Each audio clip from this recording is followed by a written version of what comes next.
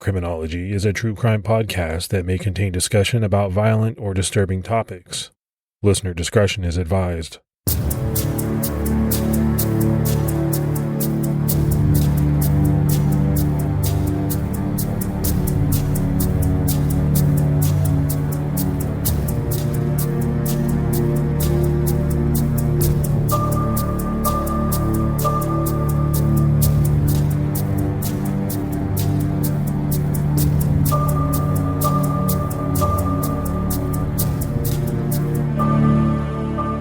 Hello, everyone, and welcome to episode 339 of the Criminology podcast. This is Mike Ferguson.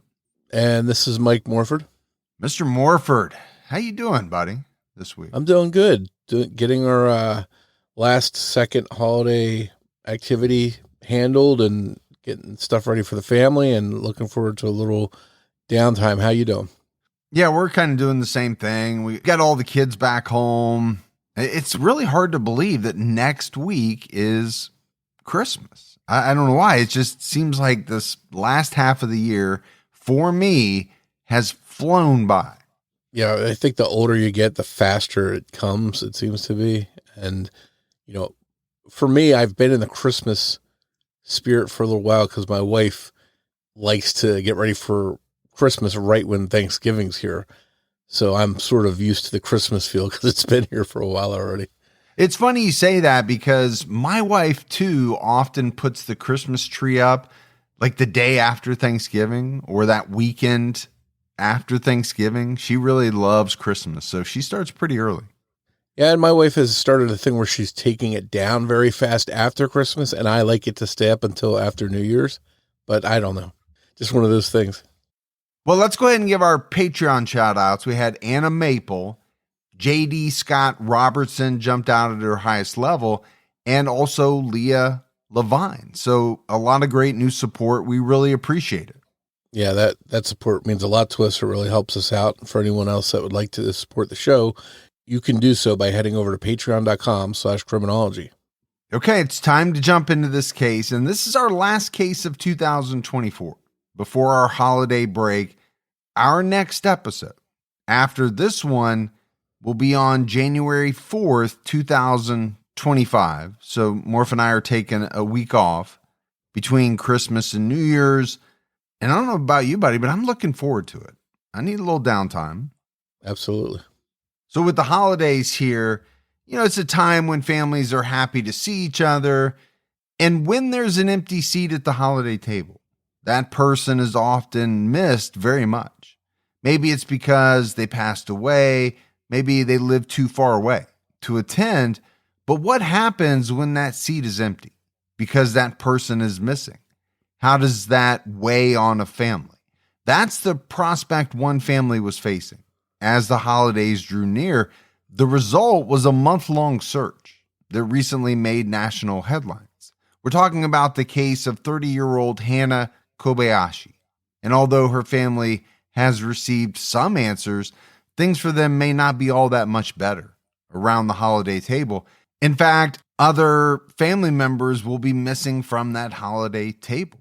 Let's start off with what we know about Hannah Kobayashi. In 2024, the 30-year-old lived on the Hawaii island of Maui and worked at a smoke shop called Up and Smoke. Hannah enjoyed flowers and photography, both of which would become endeavors of hers. According to CNN, Hannah and her friend Alyssa Peterson were starting a floral arrangement business. Hannah also planned to put her photography skills to work. She had a 2-week trip to New York City scheduled. She intended to explore the city, check off a couple items on her bucket list, visit her Aunt Jordan, and also take photographs at an event which would be one of her first paying photography jobs. On November 8, 2024, she flew from Honolulu to Los Angeles for a very short layover. Hannah's ex-boyfriend, Eamon Miranda, was on the same flight. The two had purchased non-refundable tickets together when they were still in a relationship, so despite not being together anymore, they both decided to go on the trip and just do their own things in New York City. So right off the bat, Morph, there's a couple of things that jump out at me. First, you know, what better name for a smoke shop than Up and Smoke? It automatically makes me think of Cheech and Chong and that kind of iconic movie that they were in by the same name. And then you have, this talk of kind of bucket list activities. And my wife has been talking to me about going to New York City for a couple of years now. That's on her bucket list. Neither of us have ever been to New York City. Well, that's surprising that that's a place that a lot of people wind up going one way or the other. But what I take away from this is the awkwardness of going on a flight to a city with your ex. I don't know what the relationship was between them still, if it was on good terms, but that could be an awkward situation. I've heard of people that were engaged, spending a fortune and breaking it off, but then not wanting to waste all the money they spent, so they still go together. But as we'll get into a little bit later, there's a little bit more to this trip. The plane landed at LAX just before 10 p.m., 9:53 to be exact. From there, Hannah had just 42 minutes to catch her next flight from LA to New York City. She had a hotel booked in New York City, but she never checked in. According to early reports in this case, Hannah and Eamon traveled completely separately and didn't speak to each other or even sit near each other during the flight. This seems impossible because they seem to be seated in the same row. But something one of Hannah's coworkers said backed this up. Hannah had voiced frustration to coworkers that Eamon would be on the same flight since they had broken up, and it would be awkward to have to sit with him for the duration of the flight. She did mention to one friend that she was going to try to change her seat, but it's unclear where she actually sat. Either way, when she didn't board the plane to New York City, apparently he didn't notice. At 11 p.m., the flight to JFK International Airport took off without Hannah. Somehow, she had missed the connecting flight. She ended up having to stay the night at LAX while she waited for a standby flight. LAPD Chief Jim McDonald would later explain that missing the flight to JFK was an intentional move by Hannah. Over the next few days, Hannah would text her friends and family a series of odd messages. Hannah's sister, Sydney, described the text to People magazine as being odd, saying, "I don't know if it's her or if someone else was texting. Really weird. There's just something off." One of the texts from Hannah's phone read, "I got tricked pretty much into giving away all my funds for someone I thought I loved." She said she did still have money left and had her ID and passport. Yet she also wrote, "I got hacked, stripped of my identity. I can't fly."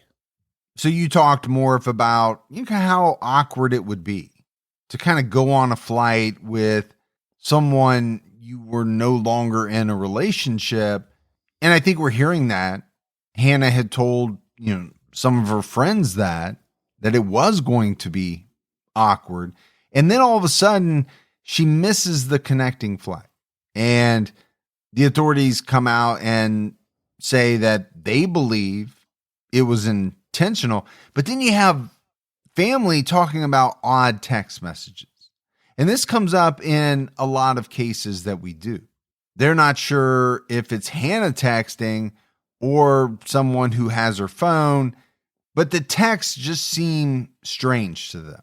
And I'm really looking at this one in particular. "I got hacked, stripped of my identity. I can't fly."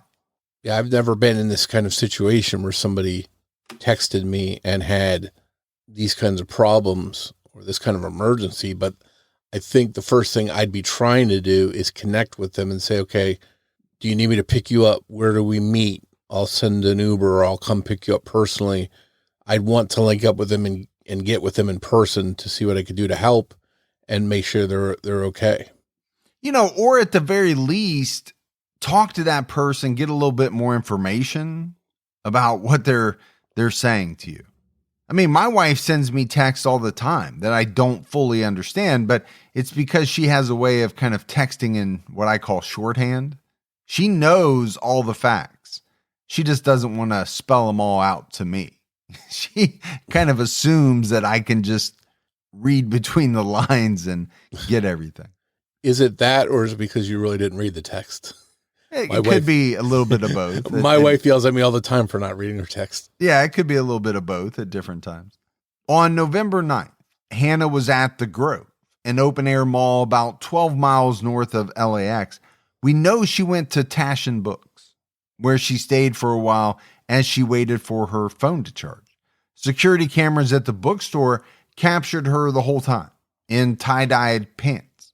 At 2:43 p.m., she sent a photo to her aunt. Just 4 hours later, Hannah sent a Venmo payment to someone named Veronica Almendarez. The memo was just the bow and arrow emoji.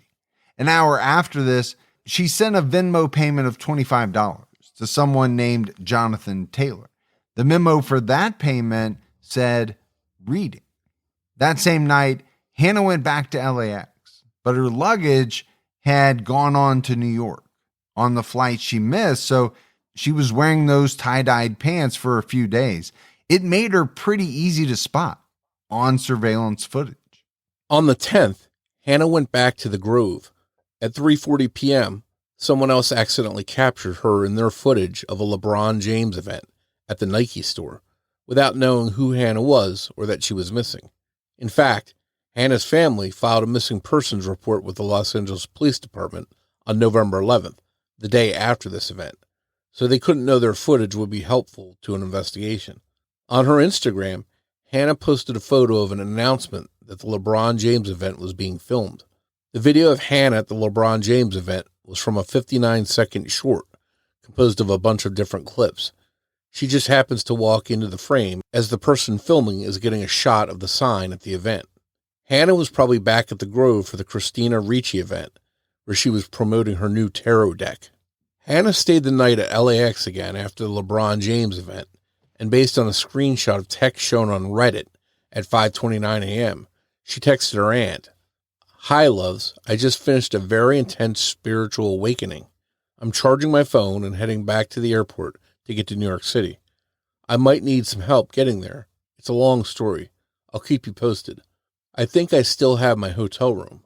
There are some reports that Hannah left her phone at LAX, but there's no further information about where it was found or when, or if the moment she left it there was captured on surveillance footage. It's possible that she used something to block the signal. She actually followed a company on Instagram that claims to make clothing that blocks cellular signals. Either way, Hannah's last phone ping was at LAX at 4 p.m. on November 11th. At 5 p.m. on the 11th, the day her family reported her missing, Hannah was seen speaking to a ticket agent at the airport. 4 hours later, she got onto the Metro C line at the station on the corner of Aviation Boulevard and Century Boulevard at the Rosa Parks station, about 10 miles east of LAX. She transferred onto the A line. At 10:03, she got off at the Pico station near the Crypto.com arena. There was a report from someone on social media that they had seen Hannah during that trip. She wasn't alone. Security footage from the Pico Boulevard metro station gives weight to this sighting. At 10:03, as she walked away from the station, there was someone with her. A woman recalled getting on the metro at the Lenox Hawthorne entrance and seeing Hannah, who had her suitcase, with a man. He got up and offered the woman and her young son his seat and made conversation with her. Hannah talked a bit too and mentioned that she was from Maui. She seemed tired, though, and didn't say much more. The man, who it didn't seem like Hannah knew very well, told her which stop they would be getting off at, and when they got off at Rosa Parks Station, he said goodbye to the woman, but Hannah didn't say anything. When the public learned of this sighting, it was from Hannah's family. They told NBC4 Los Angeles. It's evident that Hannah does not appear to be in good condition, and she is not alone. Investigators somehow identified the man seen with Hannah and spoke to him. It turns out he was helping her get to Union Station. Since she was traveling alone at night, he met her at LAX and was just a nice and helpful person who almost had his face blasted all over the news as a possible abduction suspect. The LAPD were very careful here to properly rule him out and publicly clear him of any wrongdoing. And I think more, you have to look at this as a real kind of dangerous situation. There's obviously something strange happening with Hannah at this point in time. She doesn't make the flight. She's hanging out at LAX, and then she's seen with this man. It would have been, I think, very easy for the media to latch on to this and, kind of put this guy on blast as a possible abduction suspect. And as we often talk about, what does that do to this person's life? When it turns out that this is just a guy trying to be helpful and help Hannah get to, Union Station. Even if the authorities come out and say, oh, okay, this guy had nothing to do with it, just putting his picture all over the news, I think to some extent would have been pretty devastating. Yeah, once that picture's out there, and especially if it's in the capacity of, we want to talk to this person in relation to the missing persons case of Hannah, then all of a sudden that might leave a stigma with him, even if he's cleared later on. But I think for the police, it was important for them to try and identify this guy and talk to him and see what his story was and see if he could provide any more details. And luckily they were able to find him and talk to him and rule him out properly as not being involved in her going missing. It looks like Hannah ended up back at LAX because she purchased a ticket for the 6:35 a.m. Greyhound to San Ysidro on November 12th. There's surveillance footage of her buying the ticket. She still had her suitcase and was now wearing green or gray pants. She showed her ID to the agent selling her the ticket, but she claimed not to have a phone and left that information blank. Notably, there's no one else in the frame during the purchase other than Hannah and the person selling her the ticket. Hannah appeared to be alone when she made the decision to head from Union Station to San Ysidro, which is about a 3-hour drive by car. The nearly 150-mile journey is a few hours longer when using public transportation. And more if we're, telling kind of the movements of Hannah, right, over a period of time, but we're able to do so because, there are so many different sightings of her, either from eyewitnesses or from surveillance footage. This is 2024. It's pretty hard, I would think, especially in a place like Los Angeles, to go too many places without being caught somewhere on camera. This is much different than, a case if we were doing it from the 1960s. They really have a lot of information about her movements. On November 14th, 3 days after Hannah was officially reported missing, Hannah's aunt, Laurie, posted on Facebook about the situation. According to People magazine, she wrote, "Hannah's last message to us was alarming. She mentioned feeling scared and that someone might be trying to steal her money and identity." That same day, her father, Ryan, traveled from Maui to LA to search for her. This is also the same day that her family created a Facebook page to help get Hannah's face out to the public and share updates, as well as a GoFundMe to help them financially while they searched for her. Hannah's aunt Laurie told NBC4 Los Angeles that on November 19th, Hannah had sent messages saying she did not feel safe and that she was worried about people stealing her money. The reason everyone was so worried, according to Laurie, it was after that, those strange messages, she went dark and completely dropped out of contact. The family held a rally outside of Crypto.com arena on November 21st. The event was held before a Lakers game in hopes that someone would recognize Hannah and call in the tip that helped them find her. As Hannah's family scrambled to look for her, the unthinkable happened. A huge and devastating development in this case was announced on November 24th. Around 4 a.m. that morning, Hannah's father, Ryan Kobayashi, jumped to his death from the 7th story of a parking garage near the airport.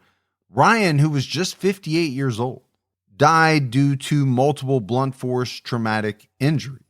Hannah being missing was tough on Ryan and may have played a part in him taking his own life. According to Hannah's sister, Sydney, their father wasn't eating or sleeping much while he was in LA, and he was focused on taking care of everyone else. Hawaii is 2 hours behind California. Ryan was not only dealing with a lack of sleep and proper nutrition while under incredible stress, he was also working to adjust to the time difference. He kept his struggles to himself. His death completely shocked the family. Conspiracy theories swirled about Ryan's death being a murder at the hands of whoever had abducted Hannah, but law enforcement officials brushed those theories off. We don't know why Ryan Kobayashi ended his own life. He could have felt guilt for not being there to protect his daughter or for not fixing the relationship while he had the chance. According to Ryan in the Daily Mail, he and Hannah hadn't had contact for a while and said that even while she was growing up, they were not too close. He also could have been imagining the endless horrors that his youngest daughter could have been being forced to endure. Of course, it could have had nothing to do with Hannah's disappearance. We just don't know. But Laurie told The Independent that she thinks he died of a broken heart. She believes that eventually it just became so overwhelming for Ryan driving the streets, going to Skid Row, and seeing where his daughter could possibly have ended up, and he couldn't take it anymore. One theory online was that Ryan had actually found Hannah, and she basically told him that she didn't want him to be part of her life, or that she had no interest in ever talking to any of the family again. But this wasn't true. So, Morf, we start off talking about one mystery, and that's the mystery of Hannah and, what's going on with her. Why did she miss her flight? Why is she sending these kind of cryptic texts to people saying that she'd been hacked, her identity is stolen, and then all of a sudden, her father, Ryan, ends his life. So you have kind of a second mystery that crops up in this case because we don't know why exactly he chose to do this. Now, people have speculated on it. They've speculated on a lot of things in this case. Could it have been that he just felt hopeless, that he thought he was, never going to find Hannah, that he thought the worst had happened to her? Yeah, it absolutely could be, but we just don't know. Yeah, it's definitely tragic, whatever the reason. And I think when people see his death on top of what's going on with the search for Hannah, it's not surprising that many of them would theorize that there was something more to it, that perhaps there was, something more to the story. And perhaps even if he had died in a car accident, some people may have found that suspicious too. But, it's just one of these layers of the case that it just makes it extra tragic all the way around. But I do think it's pretty natural for people to speculate whether the two things had anything to do with each other. Because let's face it, it does seem strange, right? He comes to Los Angeles to look for Hannah, and it's there that he ends his life. Pretty hard not to put the two things together, and for many people to theorize all kinds of different things. But like you said, it is tragic. It's just also very mysterious as it relates to the case because, really it's still unfolding at this point. They don't know exactly what's going on with Hannah. It's not like they had received some horrible news at that point that definitively said, Hannah was dead or had been abducted or anything like that. November 24th, the day Hannah's original return from New York City was planned, came and went with no word from her.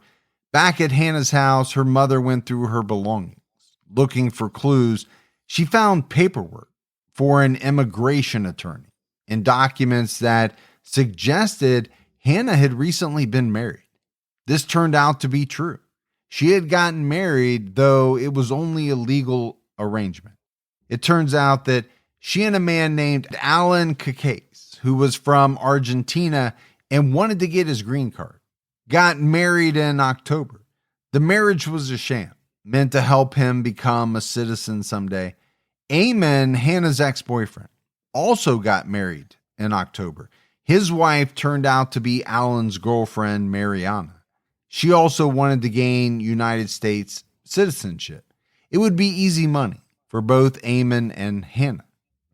Apparently, part of this trip to New York was supposed to help make their relationship look legitimate. Hannah planned to take photos with Alan in various places around New York City that they could later claim they took on their honeymoon trip to the Big Apple. According to Desiree, one of Hannah's coworkers at Up and Smoke in Maui, this arrangement wasn't something Hannah was happy with. She had always intended to go on this trip to New York City, first with Eamon, and then after their breakup, she was looking forward to being alone in the city. She really just wanted to do her own thing and check items off her bucket list. Alan and Mariana were never part of the plan to go to New York City until the very last minute, when they decided to join.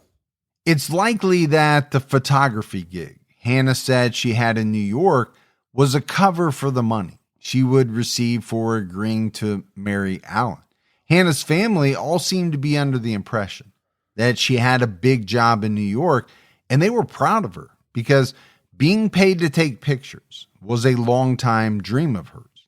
This marriage to Alan so that he could get a green card wasn't small potatoes either. From what we can tell, she was expecting at least $30,000 for the nuptial. Most reports mention a $15,000 upfront payment for the marriage and a second equal payment once the immigration paperwork had been signed.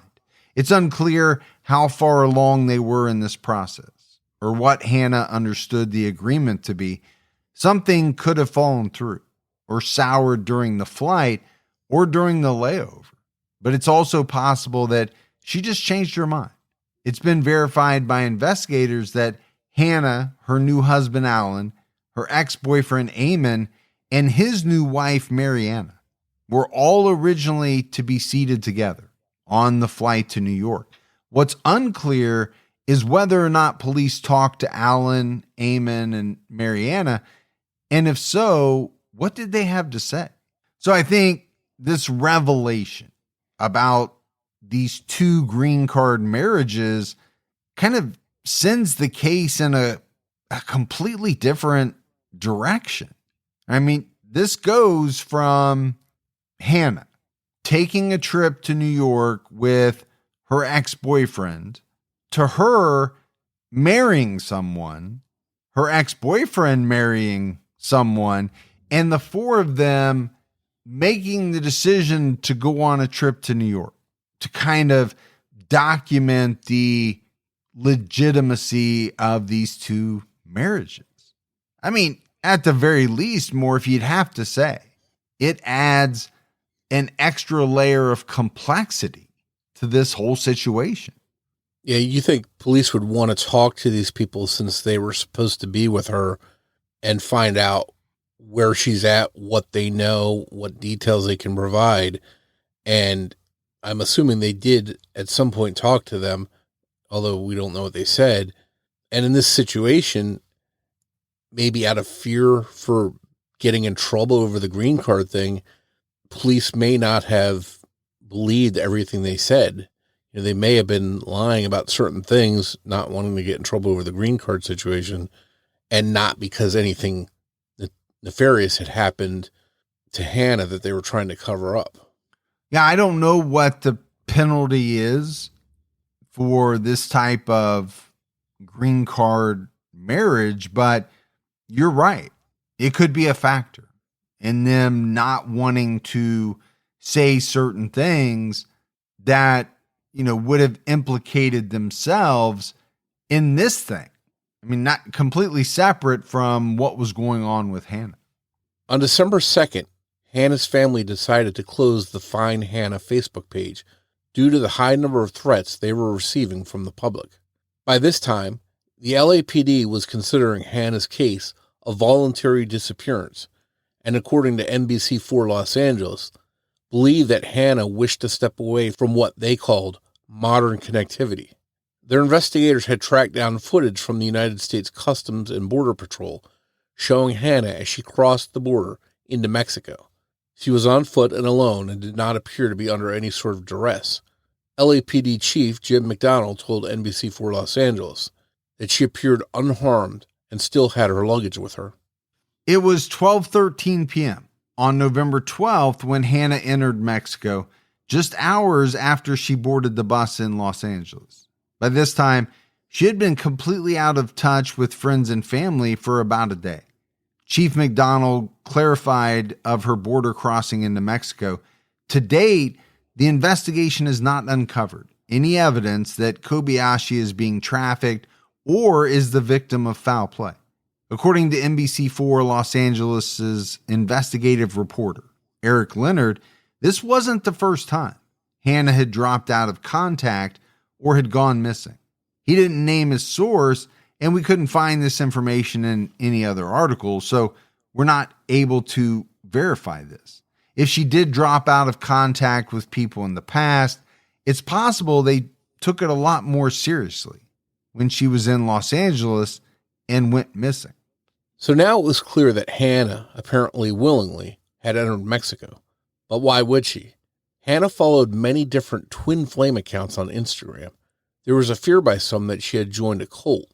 Many of these kinds of twin flame communities will require you to cut off contact with your family, often with no explanation. Knowing that Hannah was in Mexico was no real comfort for her family. She doesn't speak Spanish, and as far as anyone knew, she had no friends, family, or acquaintances in the country. There's also no shortage of stories of how dangerous it is for American tourists or for women to travel alone in cities like Tijuana. Hannah's Aunt Laurie told the Long Beach Post, "I will not stop until I can confirm that she is safe and making these decisions of her own accord." So more of this story, it just takes a number of different twists and turns. Starting off with Hannah missing her connecting flight to this revelation of two different marriages specifically designed to, get this couple green cards, to now they have evidence that Hannah just kind of walks into Mexico. And then there's talk about, a possible connection to, one of these twin flame communities. And I don't know how much you know about these more. I have watched a couple of documentaries. One was pretty scary in that, this idea of having a twin flame, right? Someone out there who is kind of your soulmate, the person you're meant to be with. I think that part many people believe in, but it's the cult-like aspects that can crop up around many of these organizations, I think, that really scare people. In the one documentary, I watched, there was definitely a lot of scammy type stuff going on. And the one thing that did stand out to me, that like many cults, the leaders kind of worked very hard to control the lives of their members and to try to separate them from their families, to isolate them. I mean, that's a common theme we see in many cult-like operations. Yeah, it seems like this trip to Mexico, was it for something like the twin flame stuff? Was it just a whim that she decided, maybe I want to get away from what's going on with this decision I made for this green card marriage, and, it's not well thought out, and she just fled there without any real plan? Or could there have been some element in Mexico we don't know about, some connection she did have there, or something she had set up that just hasn't been uncovered? Those are all the things that you have to wonder when somebody goes, just crosses the border, goes to Mexico and leaves their life behind. Yeah, you could almost make the case for Hannah kind of coming to the realization that this path she was going down was a mess and that she just wanted to get out of it. Maybe that's the reason why she doesn't make her connecting flight. Again, with cases like this, you have a lot of speculation. On December 15th, Hannah's passport was flagged at the United States-Mexico border as she re-entered the country. According to TMZ, the LAPD, Customs and Border Patrol observed that Hannah appeared in good health. TMZ reported that Hannah met with her lawyer at the border, and they entered the United States together. Hannah's first public statement was made to her Aunt Lori on December 16th. According to TMZ, the statement read, "I was unaware of everything that was happening in the media while I was away, and I'm still processing it all." The same day, the LAPD released what seems like their final update on the case, saying, "This case is now closed. Hannah Kobayashi has been removed from the missing and unidentified persons system." Many people online thought that Hannah would be interrogated about her disappearance and about the marriage scam upon her arrival to the United States. Lieutenant Doug Oldfield clarified to People magazine that Hannah will only talk if she wants to, saying she's not obligated to speak to us. Hannah's sister, Sydney, has removed her as a friend on Facebook and has posted a few things about betrayal. A lot of comments have been thrown Sydney's way about being a scammer, and Delari's way too. The GoFundMe the family created quickly raised nearly $50,000, and people were not happy that they had donated to someone who wasn't in any danger and didn't need any help. A lot of other people did invest many hours into trying to find Hannah. Following a potential sighting, people from around the world had their eyes glued to a live stream of a camera on Skid Row, hoping they would catch a glimpse of Hannah. Some people even went in person searching areas near Crypto.com Arena, including MacArthur Park, which has a very dangerous reputation. Flyers were taped up and handed out around the city. It seems that the entire time she was out of sight and people were trying to find her, Hannah was safe and fine. She could have just called her family to say she needed time away and was okay, but she didn't. People were upset. The family has announced that GoFundMe donors who wanted a refund since Hannah was found safe just needed to request one by December 18th, and it would be honored. And you and I talk about people coming together in these types of disappearance cases to help out. You know, a lot of people give their time, money freely in situations like this because, you know, they feel bad. They feel bad for the family. They feel as though the family needs help and they want to offer that help. But what happens in a situation like this where it ultimately comes to light that the person who is thought to be missing isn't really missing at all? They've just kind of gone off the grid for a little while.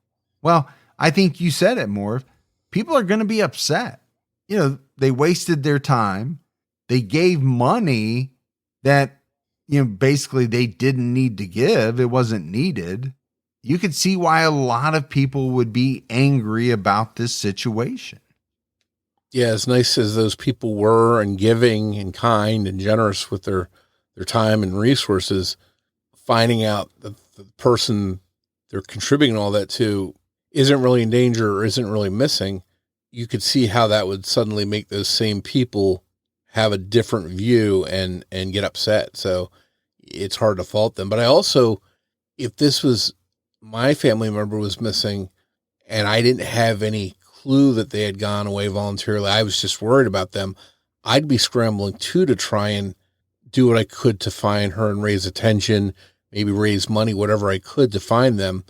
So if her family didn't really know she was missing, that she was really safe, and they were just putting in an effort to find her, I have a hard time faulting them, you know, unless they were complicit in it and trying to, you know, grift people out of money or something like that.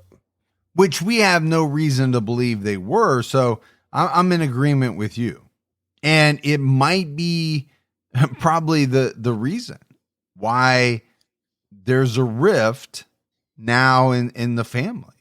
You talked about Sydney removing Hannah as a friend on Facebook, posting things about a betrayal.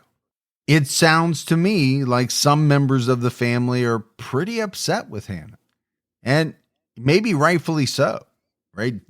Do they feel as though she put them in a position that now many people are looking at them as possible scammers, or they're being called scammers, when, at the time they may have just been worried about their relative? It's a tough position for everybody involved. And from what we can tell, the circumstances in Hannah's disappearance were very different from cases like Carly Russell or Sherry Papini, two very well-known hoaxes in which they, the presumed victims, got the police involved in investigating their fake case. Carly called 911 to report a toddler on the highway and then abandoned her car so that when authorities arrived, her disappearance would immediately be noted. She made up a story about a fake abduction. Sherry Papini left strands of her hair wrapped around her headphones to create the appearance of a violent abduction. She even went as far as to brand herself to back up her story about her ordeal. When she was ready to come home, she made sure to be found on the side of the highway with her arms still bound. Hannah never involved the police in searching for her, and that's why she apparently won't face any criminal charges or have to pay back police for wasted resources. We all have heard it, probably more times than we should. It's not a crime for an adult to go missing and willingly leave their old life behind. Yeah, I think there's a lot of cases where we've heard the police say right off the bat, hey, they're an adult, they can go missing. And many times we get frustrated when we hear that. But, a case like this just proves that every once in a while it happens. So, and this is one of those cases. So we now know that Hannah was safe, but what drove her to vanish? The LAPD gave us some of the information we needed. Hannah's social media indicated that she wanted to step back from modern connectivity. If she truly did step back from electronics and social media, she truly may have had no idea people were searching for her. Hannah had also been in Mexico since November 12th, the day after she was reported missing to the LAPD. At no time during the search was she in the areas they were looking, so it's not like she was avoiding getting spotted. She wasn't even in the country. And to me, this is an interesting part of the case.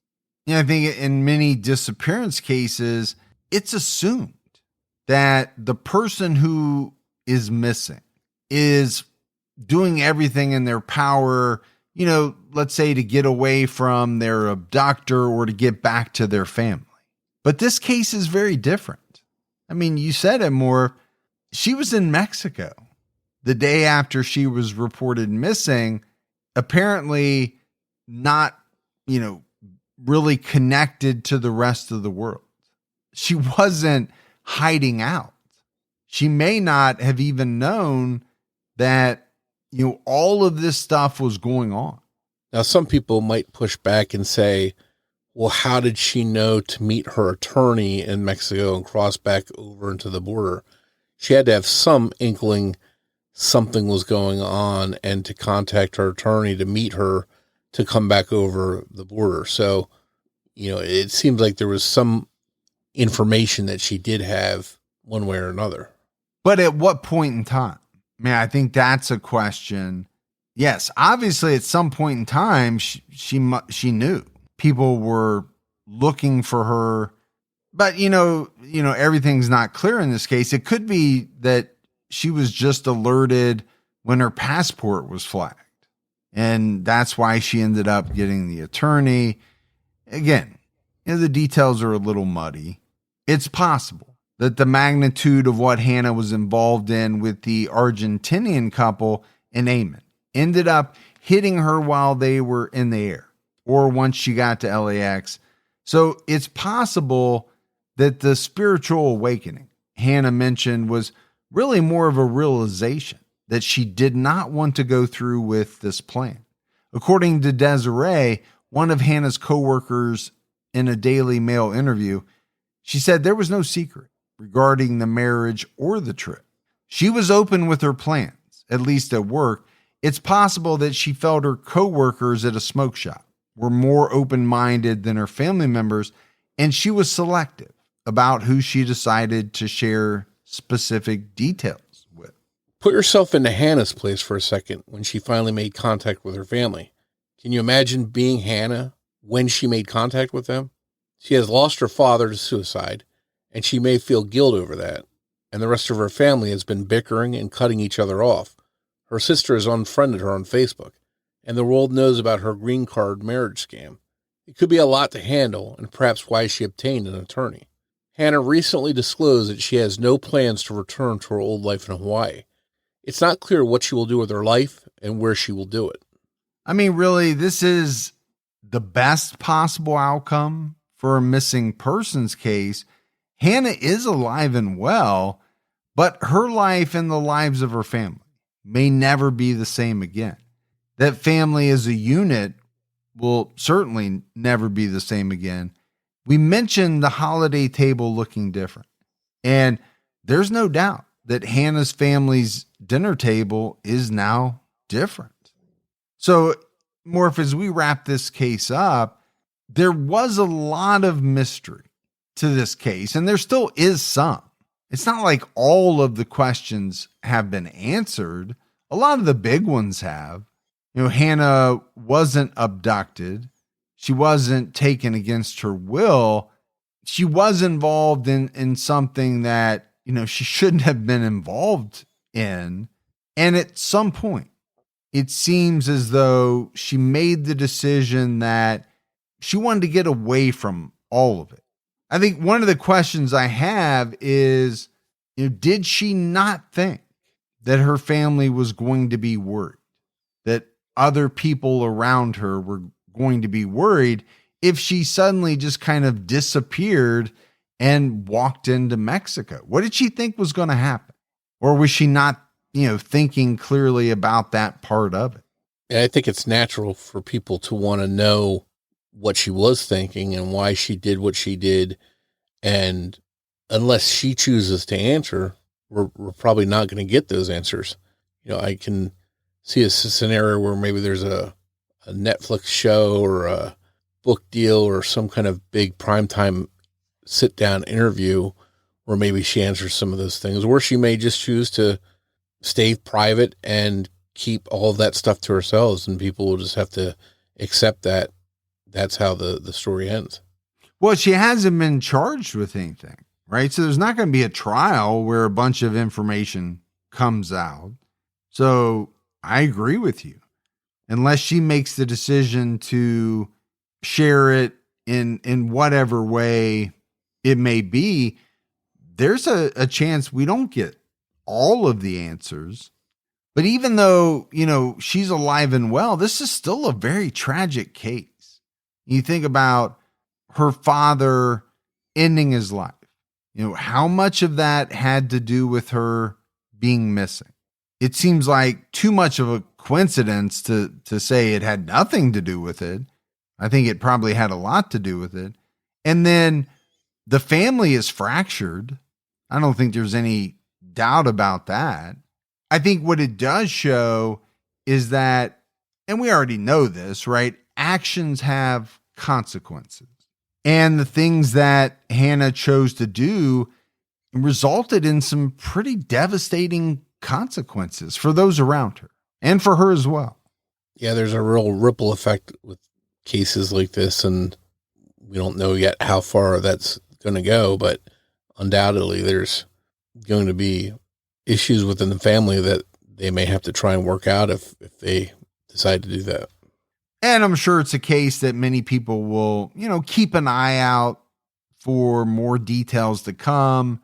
It's a very different type of case than those that we normally do, but it's just as perplexing and head scratching as many unsolved cases. And it's one that a lot of people definitely paid attention to and, made a lot of headlines. So you can see why so many people have been interested in Hannah's case. Yes, this is an attention type grabbing case. People are drawn to cases like this because there's a lot of mystery. But then when some of the facts start to come out, some of those mysteries weren't really mysteries at all. Many of them were just a set of very strange circumstances.